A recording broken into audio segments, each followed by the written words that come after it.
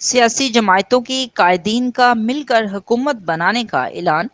ملک کی بڑی سیاسی جماعتوں کے قائدین نے مل کر حکومت بنانے کا اعلان کر دیا۔ اسلام آباد میں صدر کاف لیگ چودھری شجاعت کے گھر بیٹھک ہوئی، جس میں سابق صدر آصف زرداری، شہباز شریف، خالد مقبول صدیقی، صادق سنجرانی، عبدالعلیم خان سمیت دیگر اہم رہنما شریک تھے۔ ملاقات کے بعد مشترکہ گفتگو میں شریک chairman Peoples party Asif Ali Zardari نے کہا کہ آج ہم نے طے کر لیا ہے کہ مل بیٹھ کر حکومت بنائیں گے، ملک کو مشکلات سے نکالیں گے، مصلحت چاہتے ہیں۔ پی ٹی آئی بھی اس کا حصہ ہے۔ ملک وسیع تر مفاد میں معاشی ایجنڈے پر سب کو ایک ہونا ہوگا۔ الیکشن میں مخالفتیں ہوتی ہیں، اب آگے بڑھنا ہوگا۔ صدر ن لیگ شہباز شریف نے کہا کہ نواز شریف سے درخواست کروں گا کہ وہ وزیر اعظم کا عہدہ قبول کریں۔ وزیر اعلیٰ پنجاب کی امیدوار مریم نواز ہوں گی۔